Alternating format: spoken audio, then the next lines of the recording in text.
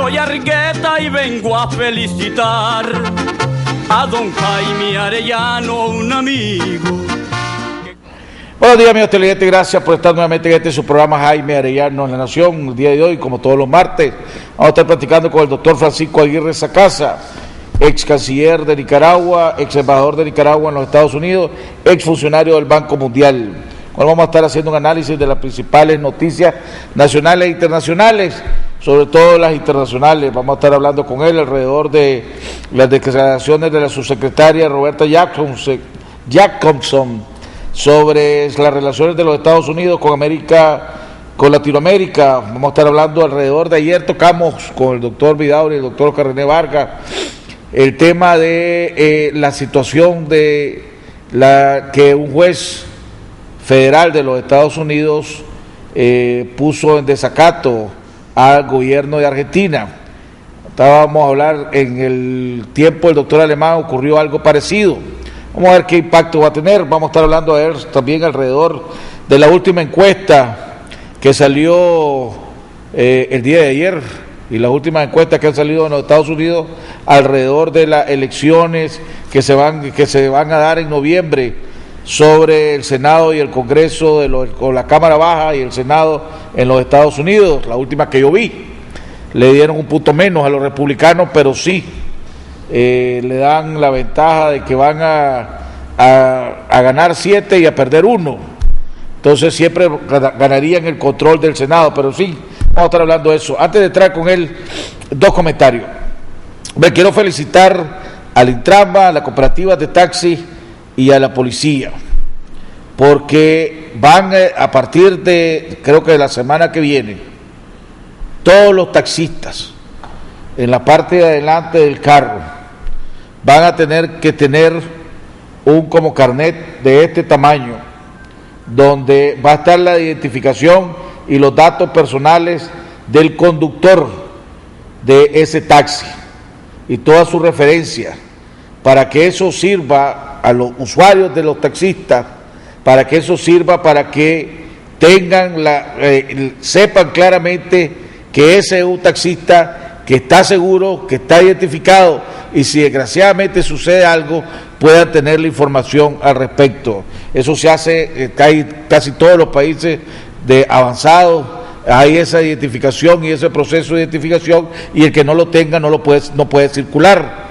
Eso espero que ayude a disminuir un poco la ola de asaltos que se han dado a través de taxistas y de taxistas disfrazados. Porque a veces asaltan el taxista, le quitan el carro para después ir a asaltar a usuarios.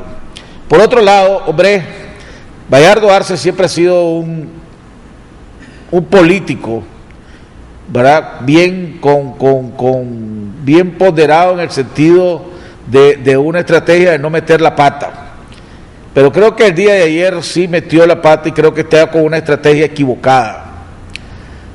El día de esta semana viajan a los Estados Unidos, él,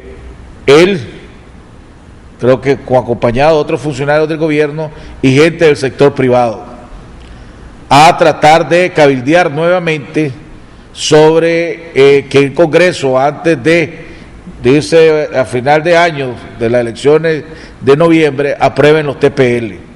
Tengo entendido que va a ir el empresario César Zamora, va a ir el ex embajador de Nicaragua en los Estados Unidos, Arturo Cruz.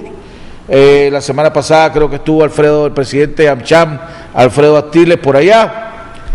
Pero el día de ayer Bayardo dio declaraciones diciendo que la culpa de que Nicaragua no haya aprovechado los 10 años de ese trato especial que se recibió sobre los TPL es de los mismos Estados Unidos.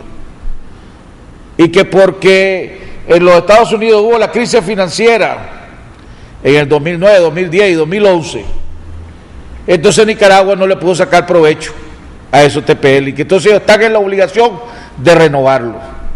Atacando a los Estados Unidos sobre algo y sobre todo de una manera tan ridícula como ese comentario de Bayardo Arce, definitivamente ni le ayuda al país ni le va a ayudar a tratar de convencer a aquellos que a lo mejor están dispuestos en el Congreso de los Estados Unidos a ayudarle a Nicaragua y darle un trato preferencial. porque así como hay empresas textileras en los Estados Unidos que están cabildeando para que se le dé, la mayoría de los países centroamericanos están cabildeando para que no se le dé a Nicaragua, porque este es un trato preferencial para Nicaragua nada más. Bueno, vamos a tocar ese tema también, vamos a preguntarle qué opina nuestro invitado, el doctor Francisco Aguirre Sacasa. Vamos a continuar con la cadena de oraciones que comenzamos por mi cuñado Iván Villa, continuamos por mi primo hermano Chichi Fernández y por todas aquellas personas que luchan contra la terrible enfermedad del cáncer y otras enfermedades. ¿Por qué te confundes y te agitas ante los problemas de la vida? Déjame el cuidado de todas tus cosas y todo te irá mejor. Cuando te abandones en mí, todo se resolverá con tranquilidad según mis designios. No te desesperes. No me diría una oración agitada como si quisiera exigirme el cumplimiento de tus deseos. Cierra los ojos del alma y dime con calma: Jesús, yo confío en ti. Evita las preocupaciones y angustias y los pensamientos sobre lo que pueda suceder después. No estropees mis planes queriendo imponer tus ideas. Déjame ser Dios y actuar con libertad. Abandónate confiadamente en mí, reposa en mí y deja en mis manos tu futuro.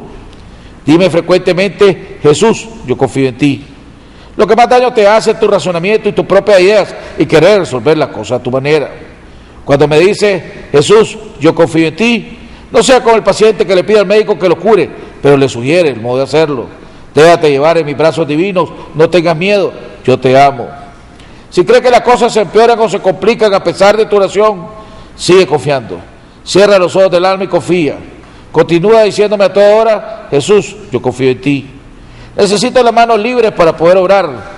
No me ates con tus preocupaciones inútiles. Satanás quiere eso: agitarte, angustiarte, quitarte la paz. Confía solo en mí todas tus angustias y duerme tranquilamente.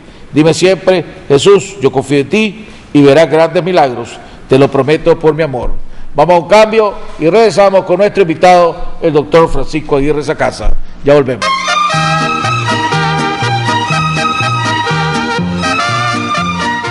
Para llegar alto, algunas personas eligen subir en globos aerostáticos. Otras prefieren los aviones. Pero quienes de verdad quieren llegar alto, buscan los cohetes espaciales. Y suben mucho más. Despega tú también con la cuenta de ahorro Suprema BDF y recibe hasta un 3% de interés anual por tus ahorros. Abrí hoy mismo tu cuenta de ahorro Suprema y llega tan alto como vos querrás. BDF, simplifícate. Aplican restricciones.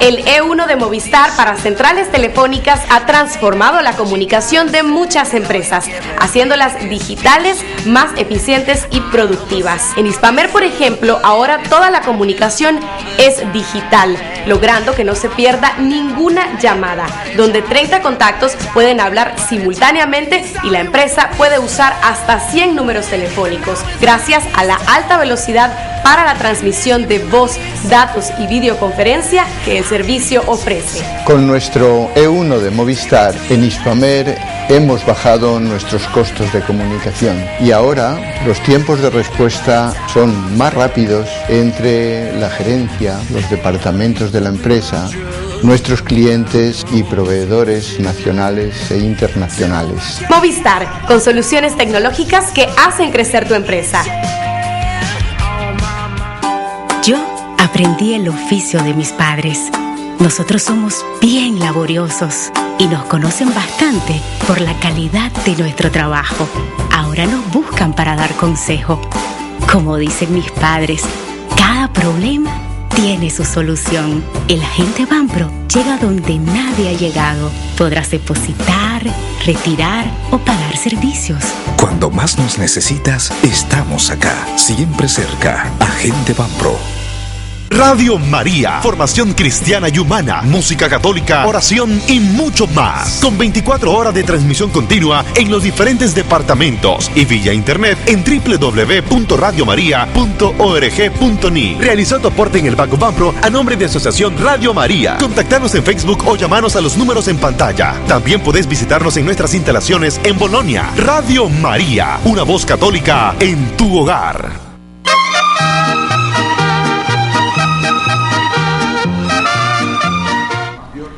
Bueno, amigos televidentes, estamos de regreso en la segunda parte de nuestro programa. Ya está con nosotros nuestro invitado de honor de todos los martes, el doctor Francisco Aguirre Sacasa. Doctor, ¿cómo está, hombre? Muy bien, gracias. Hay varios temas que queremos tocar, pero antes de entrar, el día cuando estuvimos intercambiando puntos de vista, usted me había comentado alrededor de que en los tiempos del doctor Alemán, a Nicaragua le había pasado algo parecido a lo que le está pasando a Argentina, y la declaración del juez federal de los Estados Unidos poniendo en desacato al gobierno de Argentina. Dos cosas: ¿qué fue lo que pasó en Nicaragua? Y en segundo lugar, usted que viene trabajó por muchos años en experiencia con organismos multilaterales, ¿qué impacto va a tener ese desacato en la economía o en las proyecciones económicas de Argentina? ¿Tiene algún impacto con los organismos multilaterales o no va a tener ningún impacto y es más bien que una noticia como cualquier otra? La similitud con Nicaragua, ¿qué fue lo que sucedió? Bueno, buenos días, Jaime, y saludos a los que nos ven en tu programa. Antes de abordar este tema, que es importante, quiero yo comentar algo que es mucho más importante. Y es que ayer ganaron los Nacionales de Washington en San Francisco. Se salvaron. El equipo que tuvo el mejor récord durante la temporada de la Liga Nacional, ¿verdad? El único equipo que lo superó en victoria en todas las grandes ligas son los Angelinos de Los Ángeles, ¿verdad? Que fueron eliminados por un equipo comodín, a como San Francisco quiere eliminar a Washington. Pero ya las cosas, ya las aguas están regresando a su cauce. Ojalá ganen otra vez ahora. No ha regresado a su cauce. Yo sé que pues, el entusiasmo de Washington está jugando en San Francisco. Y estamos esperando. Si ganan hoy, se salvan. O sea, tienen que ganar 2 juegos seguidos. Tienen que regresar a casa para terminar esta cosa como Dios manda. Bueno, pero bueno, porque ya tengo 2 amigos que son simpatizantes de 2 equipos, pues, porque Luis Lacayo de Baile es fan de los Gigantes de San Francisco. Mi hijo también. Porque él vive en San Francisco. Y ahora usted de Washington Senador, de los senadores de Washington. Ya no somos senadores. Nacionales de Washington. Sí. Ahora, hablando del caso de Nicaragua, o tal vez empezando con lo de Argentina, muy rápidamente, y después haciendo la relación con Nicaragua. Perspectiva, siempre creo que es importante tener la perspectiva.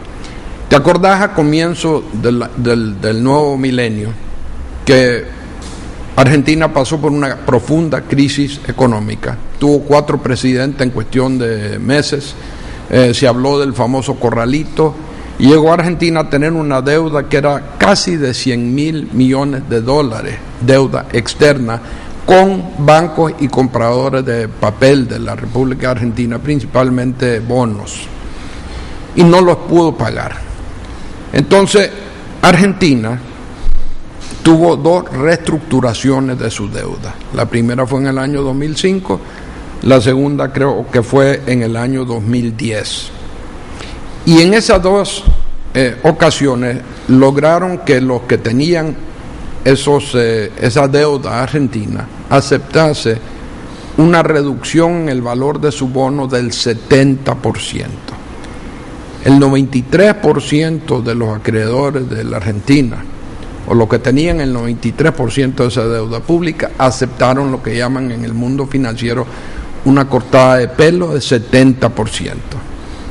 En esto, por cierto, le ayudaron al gobierno de la Argentina las instituciones financieras internacionales. En ese entonces estaba Rodrigo Rato de director gerente del Fondo Monetario, y el ministro de Hacienda del presidente Bush, el señor Snow, también apoyaron a la Argentina en esta reestructuración de su deuda. Pero quedó 7% de la deuda en manos de lo que llaman en Argentina los buitres. ¿Quiénes son estos buitres para que los ubiquemos bien? No son las personas que prestaron esa plata a la Argentina. Son personas que se metieron al mercado secundario y compraron esa deuda en 5 centavos por cada dólar, es decir, con un descuento del 95%. Algunas personas que tenían ese papel argentino, que no tuvieron la paciencia de esperar para que se llegasen a estas negociaciones de la reestructuración, deciden vender esa deuda porque ya la cancelan, la ven como una deuda que nunca la van a recuperar. Y estos buitres la compran por el 5% de su valor. Uno de ellos se llama Paul Singer, que es el autor principal y es el que está manejando todo este asunto de los buitres en la Argentina.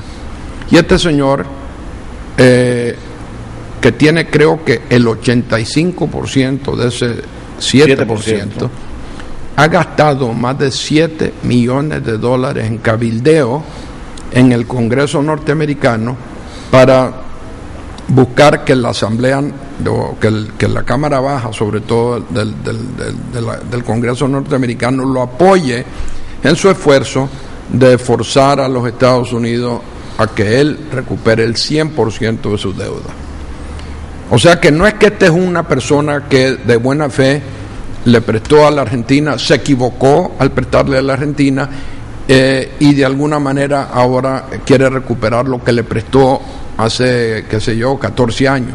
Esta es una persona que es como una especie de pirata que anda comprando en el mercado secundario por un mínimo valor la deuda y que después trata de dar un sablazo, aprovechándose en este caso de las Cortes de los Estados Unidos. Pero ese es su negocio, por ¿Ah? Ese es uno de sus negocios. Ese es su negocio, ese es su negocio. Pero no significa que es algo ilegal. No, yo no. Te he dicho yo que es ilegal. Pero lo insinúa. No estoy insinuando. Ya veo que usted va por la misma ruta de Oscar René Vargas. Pero vamos a ver. Yo no digo que es ilegal ni nada. No creo que sea particularmente moral, pero es un negocio de él.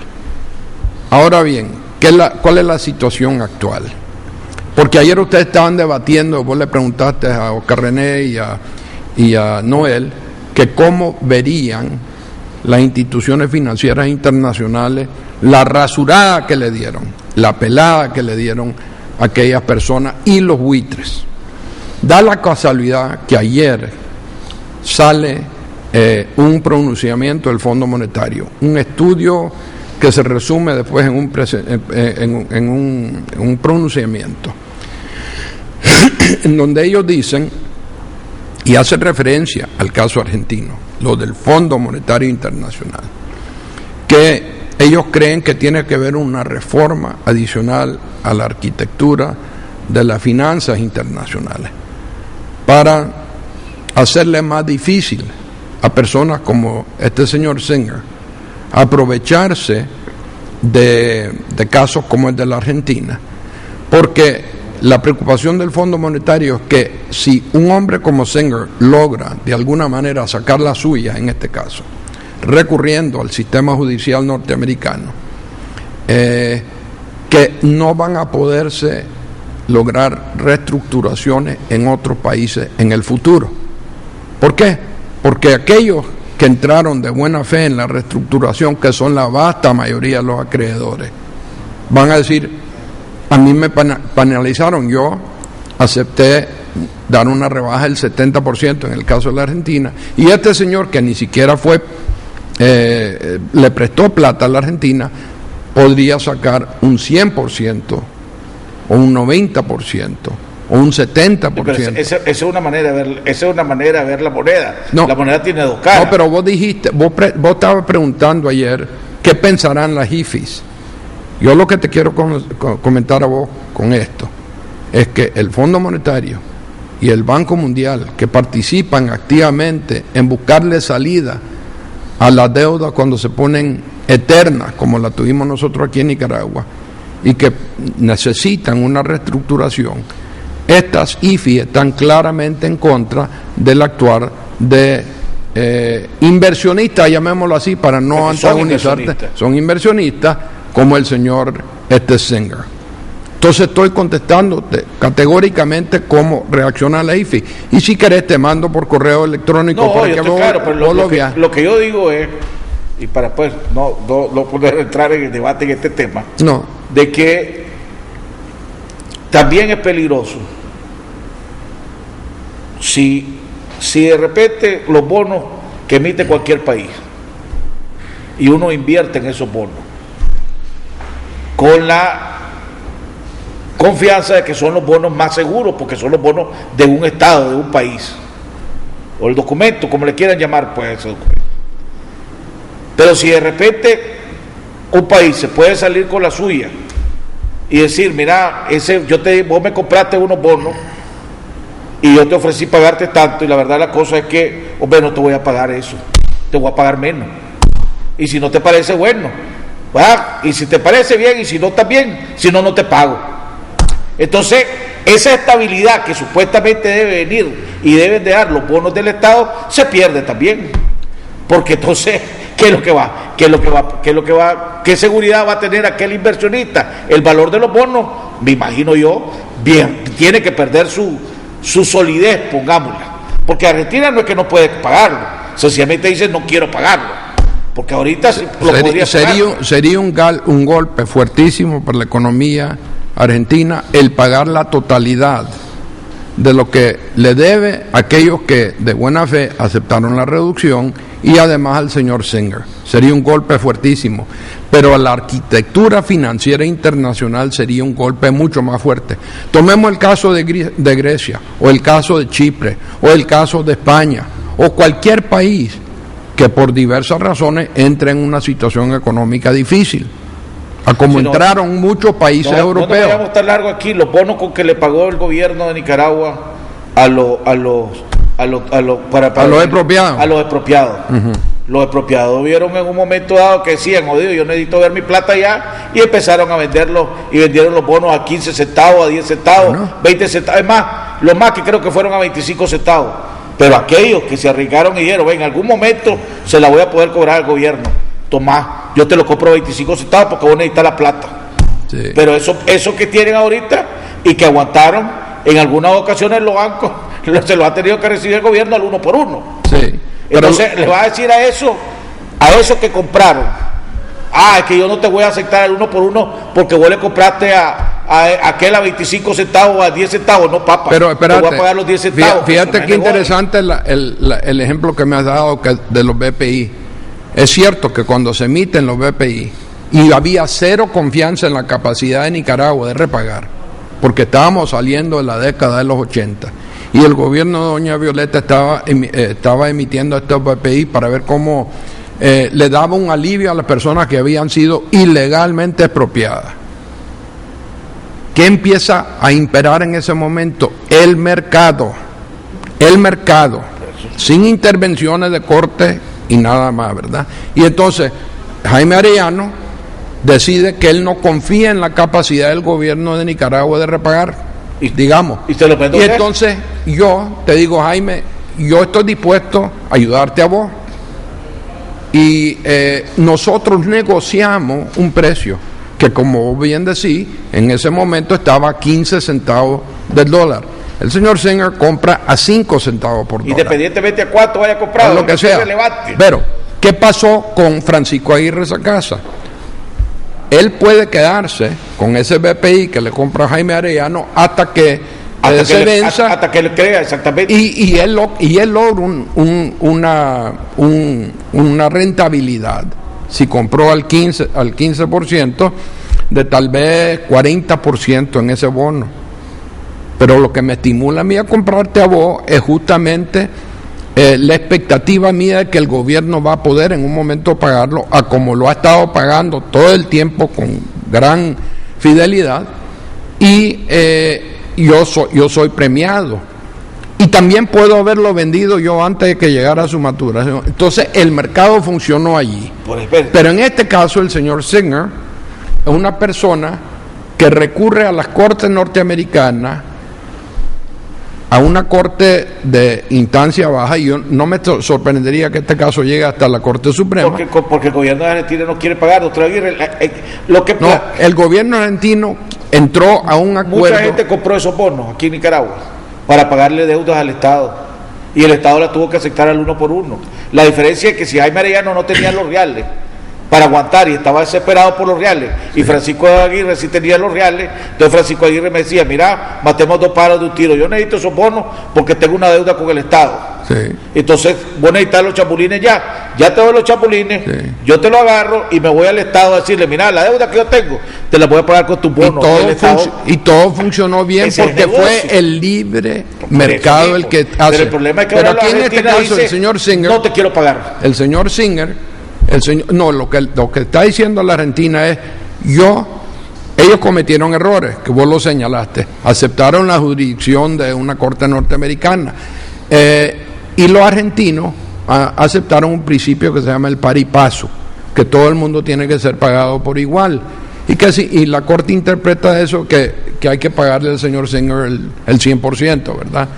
Pero lo que yo te estoy diciendo es que cuando uno invierte en un bono de un país o de una ciudad como la ciudad de Detroit o de Stockton en California, ninguna de las dos están pudiendo pagar su bono en este momento, uno corre un riesgo. Así es. Ese riesgo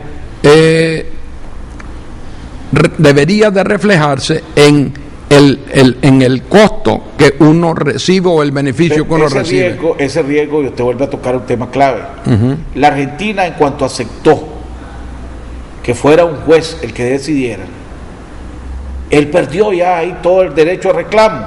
Es como le voy a poner un ejemplo aquí en Nicaragua. En una jugada que todo el mundo ha catalogado como brillante, el procurador de justicia le dice a los que tienen problemas, a los que están en el waiver, mira, ya llevamos años discutiendo, no nos podemos poner de acuerdo, busquemos un árbitro, vámonos al centro de arbitraje, pongamos y lo que decide el árbitro, eso se va a hacer. Si el árbitro dice que vos tenés la razón, te voy a pagar lo que es.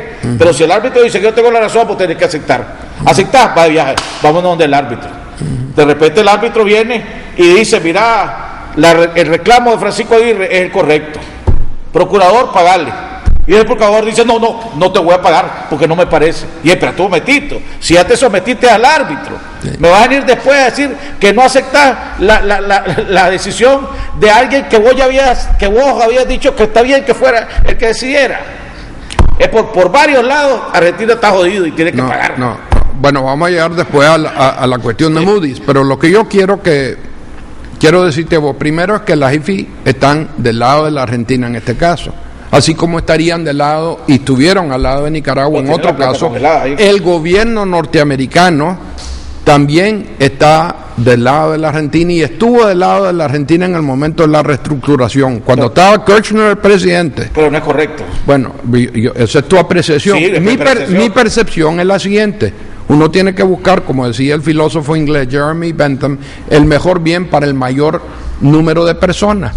Y en este caso, en una situación en donde alguna gente se atrevieron a prestarle a la Argentina, cosa que siempre es altamente riesgoso porque eso es una montaña rusa. Ese país a través del siglo XX y en lo que va de este siglo también es una montaña rusa, tiene que estar expuesto a estas pérdidas. Y estas personas que se meten a especular, eso se llama especulación también, ¿verdad? Comprar al 5 centavos. En algunos casos a lo mejor la sacan del estadio, como ayer lo hizo Bryce Harper. Pero lo que te quiero decir es que... Pero ¿para qué aceptó Argentina irse a un bueno, ese fue un error de ellos, pero lo que yo te digo es que mi punto es el siguiente: la reestructuración es la única manera de permitirle a países que por diversas razones, algunas políticas, otros de mal manejo macroeconómico, llegan a tener una deuda externa insostenible y tienen que buscar alguna manera de resolver eso. Ese es mi punto. Yo no lo veo del punto de vista de legalidad o no. Lo que yo sí creo que va a pasar es que los Estados Unidos en su momento... El juez federal no va a ceder. Bueno, un juez, eso se puede apelar. Y cuidado, si no fuera por las relaciones que existen entre Argentina y los Estados Unidos, el gobierno norteamericano lo apoya con una petición que se llama en inglés o en latín amicus curiae, amigo de la corte, a favor de la Argentina, porque está en juego aquí mucho más que el caso de la Argentina. Está en juego prácticamente todo el mundo, porque hay muchos países que pasan por malos ratos, no solo en países en vía de desarrollo. Yo lo que veo sí el impacto que va a tener, o sea, ya someterse a un arbitraje, someterse a lo que decida un juez, ya no va a tener valor, porque si vos te sometés a lo que decide un juez, o te sometés a un arbitraje, y cuando no te guste la decisión del arbitraje, te retirás, entonces todos esos procesos, no van a valer un centavo, como dice Chendo Mayorga, presidente de la Cámara de Comercio, eso y 25 centavos y no comprar un periódico. Sí, eso es lo que se va a volver. Sí, pero lo que yo te quiero decir es que yo creo que muchos países van a sacar cábula del caso de Argentina y van a ser e instituciones financieras internacionales que a lo mejor la asesoraron a la Argentina en todo ese proceso caótico que existía en ese entonces en el país, para blindarlo un poco más contra estos tipos de... Debe hacerle una última pregunta en ese tema para que toquemos otro. Abordemos el de Nicaragua y lo que pasó con nosotros. Si usted y yo tenemos una disputa y nos sometemos a un arbitraje y el arbitraje se resuelve a favor suyo y de repente yo me echo para atrás y digo, pues no me parece lo que decís vos, me importa un comino lo que diga el árbitro, yo no te pago. ¿Es correcto eso? ¿Es justo eso? Yo creo que esa comparación no es la correcta en este caso. ¿Lo que sucedió? No. Lo que sucedió es que Argentina se endeuda demasiado. ¿Quiénes son los culpables de eso? Por supuesto que los argentinos, pero todos aquellos que le prestaban sin hacer la evaluación de la economía argentina. Ese es el punto. Y entonces ellos siempre quieren sacar la suya. En este caso, perdóname, hubo un acuerdo, no de caballeros, un acuerdo de la vasta mayoría, el 97% de los acreedores, de que iban a aceptar una cortada de pelo. Y tienen todo su derecho. Y están en todo su derecho. No pueden imponer. Pero a los otros, que yo tal vez diría, hombre, si este 7% fueron entre los originales, tal vez tendría un poco de simpatía para ellos. Pero cuando yo me doy cuenta que estos tipos han comprado la deuda que tenía Argentina para con terceras personas por el 5% y pretende recuperar el 100%, está bien para ellos si lo logran. Mira, Sanger si logra el 50%, que le repaguen el 50%, ya hizo plata, pero él quiere el 100%. Eso se llama capitalismo salvaje, hermano. Pero son las reglas de... Te voy a dar un ejemplo más aquí en Nicaragua. Ajá. Hace unos 4 años que generó un montón de especulaciones y señalamientos de corrupción y todo lo demás, fue cuando el Banco Central subastó las deudas del Banco Mercantil, del Interbank y de varios bancos. Ahí se fueron propiedades, bonos y un montón de gente. Sí. Esa gente, hubieron inversionistas, y no voy a mencionar nombres, pero aquí hubieron inversionistas que compraron 32 millones, voy a hacer la cifra, 32, 33 millones de dólares por 4 millones, entre propiedades y deuda. Ya han recuperado casi 12 millones, ya le han sacado 8 millones de utilidad y todavía le falta. Entonces me va a decir, si yo compré espera un momentito, si yo compré una propiedad de esa, sí, ¿verdad? Una propiedad que vale $1 millón y la compré en $100,000, sí, entonces ahora la tengo en el mercado y la vendo a 500,000 o a 700,000 o al millón, sí, y usted la quiere comprar, es como que usted llegue y decirme, mira Jaime, no te la voy a pagar a $1 millón. Entonces vos me decís, yo te lo vendo. Exactamente. Pero ¿quién fijó el precio de los 100,000 que vos pagaste? El mercado, porque vos dijiste que fue en subasta, en el mercado pequeño y limitado que tenemos aquí en Nicaragua, generó mucha controversia, que es imperfecto. Porque generó mucha controversia porque esa subasta no fue tan abierta como supuestamente debería haber sido. Ahí hubo repartición entre pipes. Bueno, lo que te quiero decir yo es que por eso es que estas comparaciones no son tan válidas o no son válidas del todo, porque aquí tenemos una situación en donde un país con la ayuda de las instituciones financieras internacionales, llega a un acuerdo negociado, le dice a sus acreedores, no les puedo pagar más que el 30% de sus bonos. Y aquellos dicen que está bien. Por cierto, ¿sabes lo que ha pasado con el valor de los bonos de aquellos que aceptaron la rasurada? Han subido mucho. Entonces ellos mismos han logrado recuperar más del 30%. ¿Qué fue lo que pasó en Nicaragua que era parecido? Pues para que lo de Nicaragua, muy rápidamente, lo de Nicaragua tiene que ver con la famosa deuda eterna que Nicaragua hereda, o que el gobierno de doña Violeta hereda de los sandinistas, de 12.000 millones de dólares. Pequeña comparada a la Argentina, aunque en términos porcentuales y tomando en cuenta el tamaño de nuestra economía, era inmensa. En la época, muchas de esas deudas eran con donantes bilaterales, pero había también deuda con privados.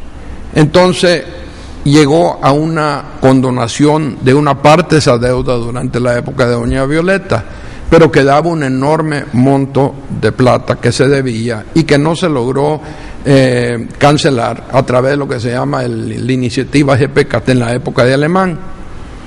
Había un buitre, un mormón, por cierto, demócrata, que lo hace un buitre rarísimo, ¿verdad?, de Utah, que compra una parte de la deuda que tenían particulares con Nicaragua, ¿verdad?, a una mínima fracción de lo que valía. Y ese señor, cuando yo estaba embajador en Washington, trata de embargar a los bienes de la República de Nicaragua fuera de Nicaragua, principalmente limitándose a aquellos que tenían en los Estados Unidos. Pretendió, por ejemplo, quedarse con la embajada de Nicaragua en Washington, cosa que era totalmente imposible de hacer por el derecho internacional que establece que estos activos diplomáticos están inmunes a este tipo de cosas. Trató de embargar la pequeña cuenta que la embajada de Nicaragua manejaba en un banco local de Washington. Y me acuerdo que pasamos 4 o 5 semanas sin poder pagarle a los funcionarios de la embajada mientras ese problema se resolvía.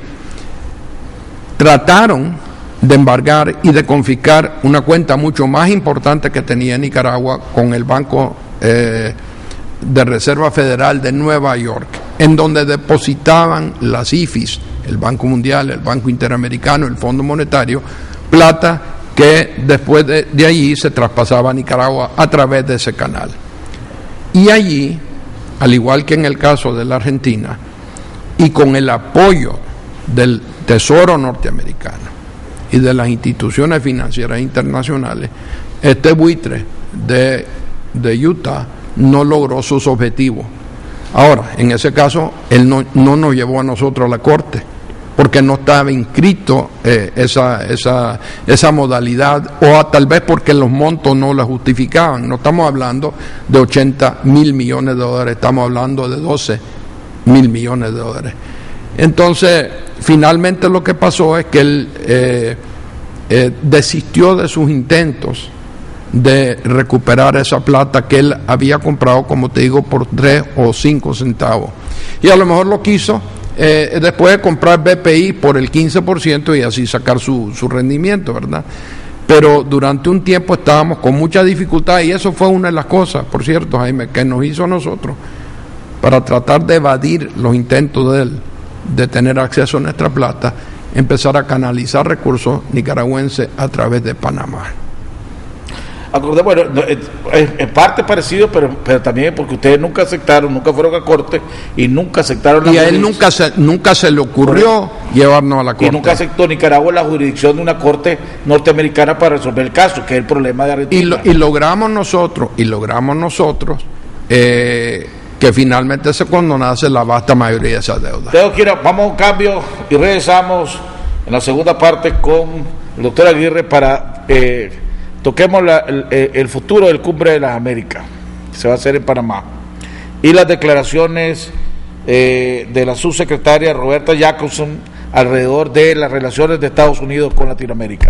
Vamos a un cambio y regresamos con nuestro invitado, el doctor Francisco Aguirre Sacasa.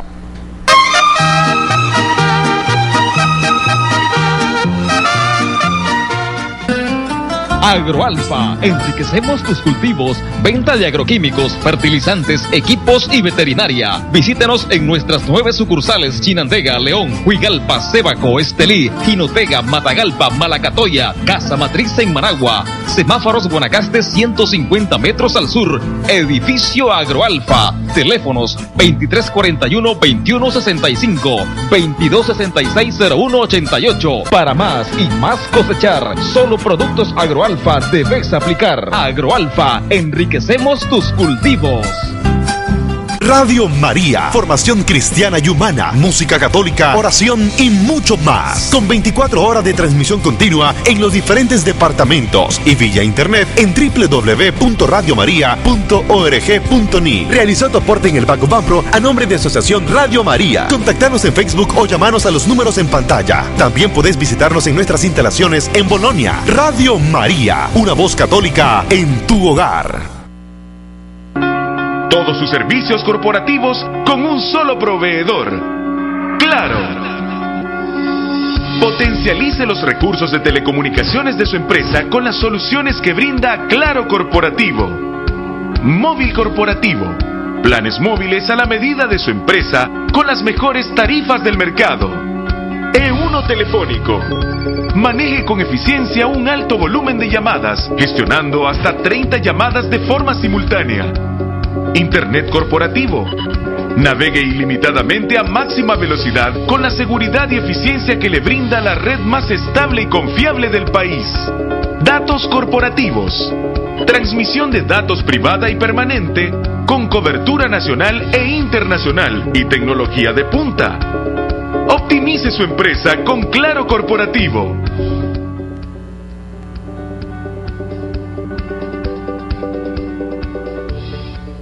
Mantente informado todo el día en cualquier lugar. Así lo hacen casi 4 millones de visitantes a nuestro sitio web, con transmisión en vivo las 24 horas del día, con un amplio archivo de notas y videos. También puedes seguirnos en Facebook y Twitter y suscribirte a nuestro boletín electrónico Cuarto Poder, para que cada día tengas en tu correo un resumen ejecutivo de las principales noticias del día. Suscribirse es fácil. En la página principal de canal15.com.ni ingresa tu correo electrónico. Inmediatamente recibirás una notificación, dale a aceptar y listo. Recuerde, somos 100% noticias, con primicias a toda hora.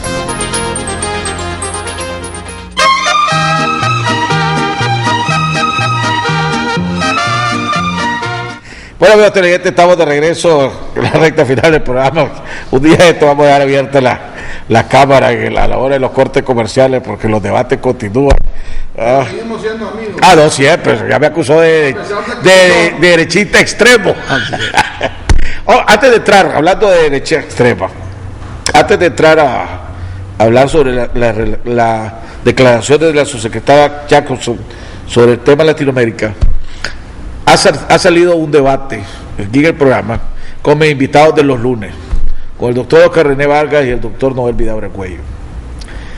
Hace 3 semanas, creo yo, salió la última valoración de Moody's, donde dejaron a Nicaragua en el mismo lugar que estaba, pero hablaron muy bien de los avances que ha tenido el sector privado con el gobierno, etcétera, etcétera. Para el presidente del COSEP, Ocean Aguirre, la valoración de Moody's no fue malo. Nos mantuvo a pesar de que otros países se fueron para atrás, pero además dice que hemos avanzado en ciertos temas. El doctor Vidaurre y el doctor Oscar René Vargas dicen que es imposible y que además es absurdo decir que fue una valoración buena cuando Moody's nos tiene aplazado y nos vuelve a aplazar, y que mientras estés aplazado no puedes decir que va bien, porque te seguís estando aplazado. Es una plática fuera de cámara con el embajador Cruz, que va a venir a hacer un análisis cuando regrese de Washington alrededor de esto y de Venezuela. Me dijo que estaba equivocado el doctor Vidaurre y el doctor Oscar René Vargas. usted que tiene también experiencia, ¿cómo la valoración Moody's es positiva para Nicaragua o no es positiva para Nicaragua? Porque decía el doctor Vidaurre que Nicaragua, que no era para Nicaragua era en 2 puntos clave. Primero, la enorme dependencia con la ayuda venezolana, y lo otro que dijo es la falta, el enorme gasto que tiene Nicaragua, más en cosas administrativas que en inversión, y mientras eso se siga manejando la plata de esa manera, Moody's nos va a seguir clasificando mal. Algo así parecido, lo tenía en mi nota pero no lo traje, pues no creía que íbamos a tocar ese tema. Su valoración sobre quién de los dos tiene razón. Yo quisiera más bien abordarlo desde el punto de vista de realidades objetivas.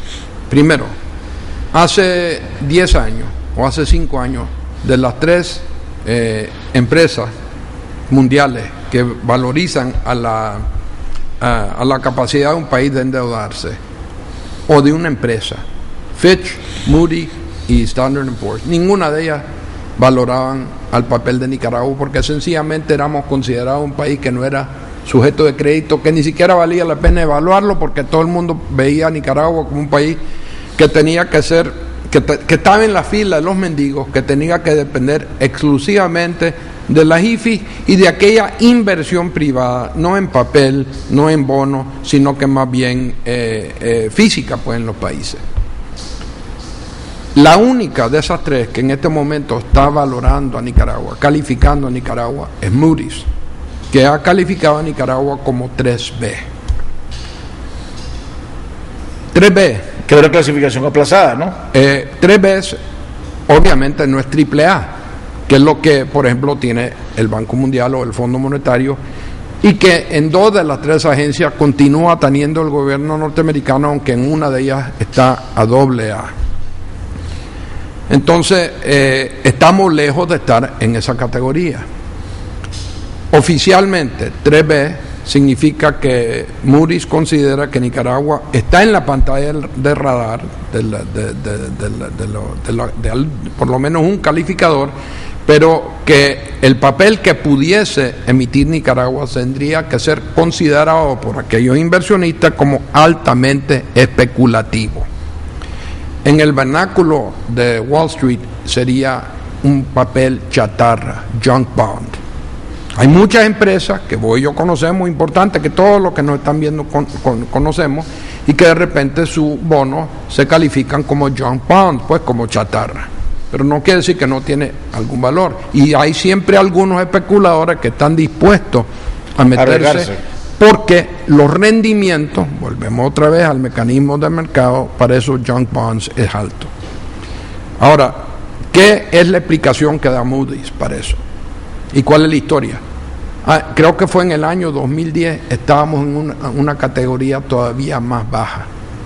O sea que ahora estamos en BBB, que si bien está lejos de estar donde deberíamos, donde desearíamos estar, por lo menos estamos en la pantalla de radar. Y en ese sentido creo que Arturo y José Adán están queriendo ver la tendencia, y no donde uno está, sino que la tendencia va para arriba o para abajo, y de eso extrapolan pues que... Pero de la última valoración a no mejoramos.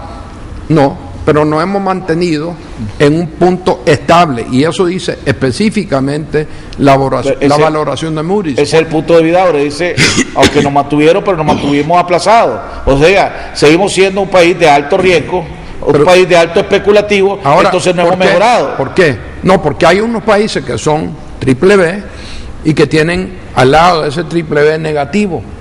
Hay otros que tienen BBB positivo y otros que tienen BBB estable. Nosotros estamos en BBB estable. ¿Qué es lo que ellos valoran? ¿Qué es lo que porque yo leí lo que dijo Moody's. Nos preocupa que la economía de Nicaragua es pequeña, que es el país más pobre en términos per cápita del continente americano, que depende mucho, como dijo Noel ayer, de una fuente de financiamiento que en este momento está tambaleando, como es Venezuela, pero además señala algo que es bien importante para un inversionista y que yo te lo he mencionado muchas veces. Nicaragua tiene un déficit de cuenta corriente del 13% del PIB. o 12%, que es muy por encima del promedio latinoamericano.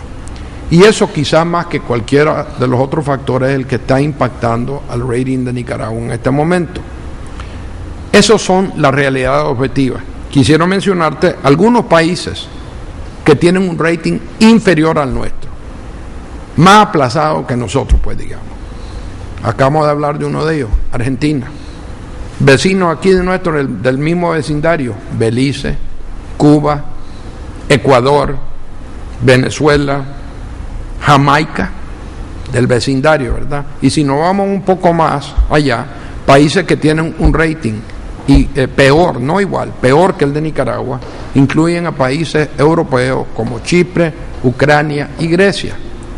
Y si queremos irnos a otra parte del mundo, estamos superior en nuestro rating que Pakistán y que Egipto. Para dar un poco de perspectiva, esas son realidades objetivas.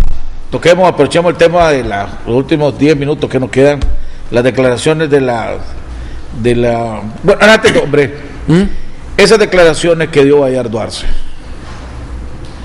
donde él va a una reunión del BID, creo que a Washington, pero va a aprovechar para cabildear.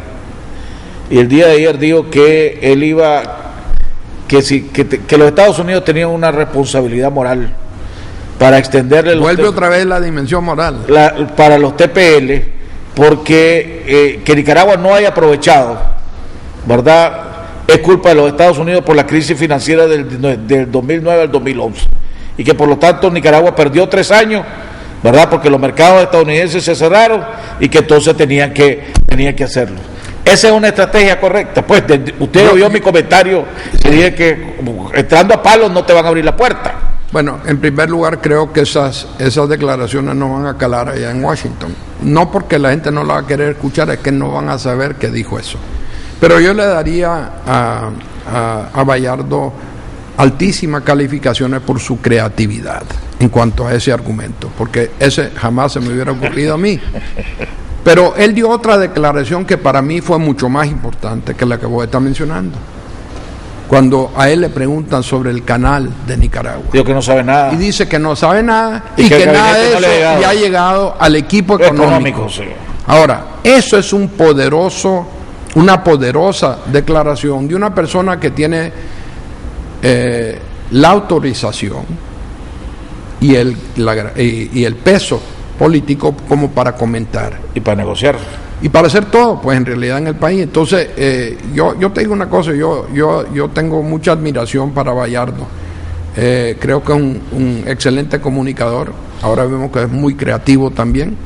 Pero para mí, el decir que en el equipo económico no se sabe nada de un canal que teóricamente se va a comenzar a construir en 2 meses. En 2 meses.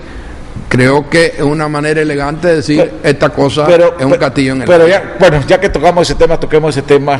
No, pero no, entremos a la Jacobson, si no nunca va a ser noticia. Usted que conoce a Daniel Ortega bien. Sí. Bueno. Ayer estaba leyendo, si se hace el canal, la ruta del canal y los subproyectos van a afectar alrededor de 35,000 familias, van a ser expropiadas. Que ya se está alborotando el ambiente, pues ya hemos visto en Rivas y en el departamento de Río San Juan ya manifestaciones que cada vez van creciendo, protestas que van creciendo cada vez más. Y estoy seguro que si el gobierno sigue manejándolo como lo está manejando esto, muy mal desde mi punto de vista, la parte de la expropiación, desgraciadamente va a haber violencia y va a haber derramamientos de sangre, ojalá que no se dé, pero ese es el camino que va.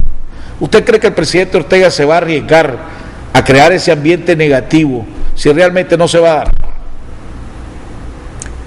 Yo creo en primer lugar que lo que estamos viendo en Rivas y como vos decís en la parte afectada del río San Juan, del departamento del río San Juan, es perfectamente natural. Esta gente se siente en este momento arrinconado por personas chinas que están llegando allá, que a pesar de todos los seminarios que supuestamente se han dado para explicar la bondad del Gran Canal, la gente se siente que no hay una negociación y que pueden ser expropiados sin que se les dé una remuneración justa.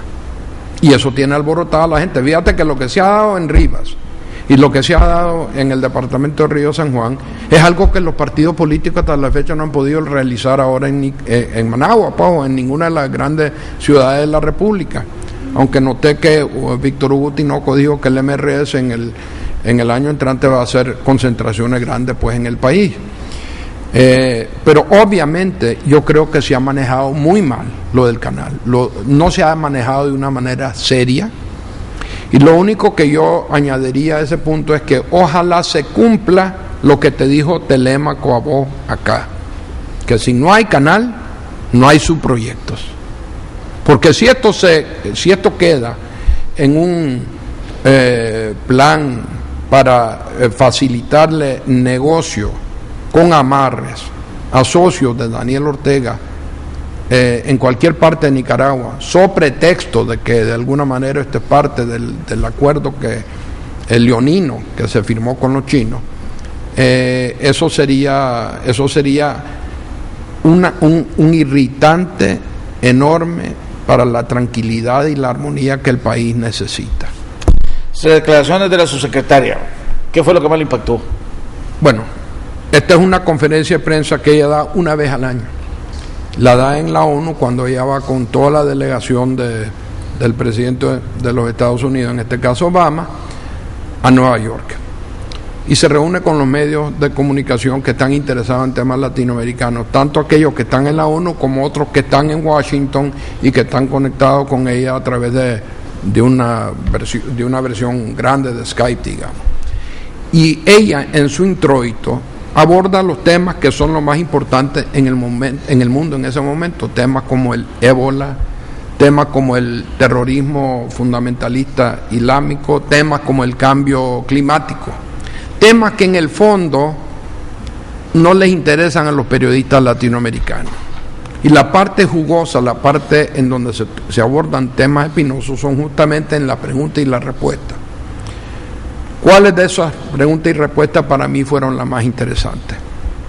Un periodista le pregunta o le dice a ella: entendemos que el presidente Varela de Panamá ha invitado a Cuba a asistir a la próxima Cumbre de las Américas que se va a celebrar, creo que es en abril del año entrante, en Panamá. ¿Asistirá o no los Estados Unidos? Ahora, recordemos que la primera Cumbre de las Américas se celebra en la época de Bill Clinton. Se celebra en Miami y se invitan a todos los países latinoamericanos menos uno, Cuba. Y se excluye a Cuba porque dice Clinton, dice el Departamento de Estado norteamericano, de que Cuba no es un país democrático y que por ende no puede estar en este foro de naciones democráticas. Va evolucionando en la Cumbre de las Américas cuyo motor realmente es los Estados Unidos. Cumbre de las Américas, no iberoamericana, porque hay una que es la española, ¿verdad? Y entonces en Quebec, cuando está Bush de presidente y Hugo Chávez llega, pero ya en un plan más beligerante, la vasta mayor, surge otra vez el tema de Cuba y de invitar a Cuba, y en la sesión cerrada de la cumbre se dice, y muchos países apoyan a la posición norteamericana, de que este es un club de las democracias y que por ende no debería de ser invitado a Cuba. Las cosas siguen evolucionando, la línea entre democracia y no democracia en Latinoamérica empieza a ponerse más difícil de establecer, y ahora Varela invita a Cuba. ¿Qué irán a hacer los norteamericanos? No da una respuesta contundente la señora Jacobson. Se va por vereda, empieza a decir que esta es una cosa para países democráticos, pero rehúsa ella tomar una posición, y rehúsa tomarla porque esa posición no la va a tomar la señora Jacobson, tampoco necesariamente lo va a tomar el secretario Kerry. Esa es una decisión que se va a tomar en la Casa Blanca, y ellos no saben cuál va a ser la posición de un presidente como Obama en un periodo de patorrenco en que se encuentra él ahorita. Mi opinión personal es que Barack Obama probablemente no tendría objeción a que fuese invitado a Cuba. Sobre todo si están negociando, ¿no? Pero están negociando, pero hay poderosos intereses en el Congreso norteamericano que se podrían ver reforzados si aumenta la cuota de los republicanos en el Senado, que van a presionarlo mucho para que diga que no asistirán. Y ahora que yo estuve en Washington, en este último viaje, y me reuní con los latinoamericanistas, yo estuve con personas que eran importantes en la Casa Blanca del señor Clinton, cuando se inventa la cumbre. Y varios de ellos me dijeron: Francisco, a lo mejor este instrumento ya se agotó, a lo mejor ya no vale la pena mantener a esta cumbre de las Américas viva, porque ya no tiene ni importancia estratégica para nosotros Latinoamérica, ni tampoco es un club ya en donde solo podríamos decir que hay democracia. Entonces, otra posibilidad sería que los Estados Unidos no asistiese, y en ese caso que prácticamente señalase el final o el final de esta cumbre de las Américas, que ya se agotó el mecanismo y que ya no hay mayor interés en mantenerlo vivo. Eso es leyendo entre líneas, ¿verdad? Bueno, güey, si la verdad que no tiene ningún sentido ya, de todas maneras, igual que no tiene ningún sentido la OEA, que los Estados Unidos están considerando seriamente es dejar de financiarla. Pero es mucho más fácil cortarle la ayuda a la Cumbre de las Américas que a la OEA, que es la organización regional o internacional más antigua del mundo. Otro tema que surgió, el bloqueo de Cuba. Y eso surge porque el presidente de Colombia, Santos, dice que ya en Nueva York, que ya hay que levantarle el bloqueo norteamericano a Cuba. Entonces un periodista le pregunta a la Roberta Jacobson si el Departamento de Estado está considerando eso. Y de vuelta se va por vereda, porque ella hay una negociación, ¿no? Ella sabe lo que está pasando bilateralmente entre los Estados Unidos y Cuba. Ella sabe que hay republicanos ahí en el Senado y en la Cámara de Representantes que se oponen virulentamente a esa apertura, pero otros que están a favor porque ven en Cuba un mercado interesante para sus productos agrícolas, por ejemplo, o porque quieran fumar puro cubano, por cualquier razón, ¿verdad? Entonces allí otra vez se va por la tangente ella y no da una respuesta categórica porque no está definida esa posición que va continuamente evolucionando en Washington. Bueno, hemos llegado al final del programa. Y hay un último tema: escaños de Venezuela en el Consejo de Seguridad. En el Consejo de Seguridad. Y ahí ella tuvo que reconocer que si tenía y contaba con los votos del bloque latinoamericano, no podía hacer absolutamente nada a los Estados Unidos para vetar eso, como no puede hacer ningún otro miembro del Consejo de Seguridad vetar a un país miembro. Lo que sí dijo es que las relaciones entre Venezuela y los Estados Unidos no estaban buenas, que los Estados Unidos aspiraban a mejorarlas, pero que en ese momento estaban malas. Bueno, hemos llegado al final del programa. Se nos queda el tema de las elecciones en los Estados Unidos y del mapa, donde Luisiana está otra vez en juego. Sí, pero no, la que va a perder sí es Colorado, a un independiente. Que ayer vi las declaraciones. No, Kansas está el independiente. Que vi las declaraciones de él ayer diciendo que él va a ser algún lado con los republicanos, otro lado con gallo los gallina. Sí, gallo gallina. Un independiente demócrata. Y además nos toca precio del petróleo. Está llegando bajo de los 90, la tendencia es que va a bajar más. Y ayer, no vemos eso reflejado en nuestra bomba de gasolina. No lo vemos aquí, pero además ha llegado, ayer vi un análisis que decía que si el precio del petróleo sigue bajando, la economía de Venezuela se termina de quebrajar. Y eso tendría un impacto a nivel latinoamericano, y a nivel de Nicaragua todavía sería peor. Ese es algún tema que nos queda para la semana que viene. Le agradecemos al doctor Francisco Aguirre Sacasa. Nos vemos el día de mañana en otro interesante programa aquí en Jaime Arellano en La Nación.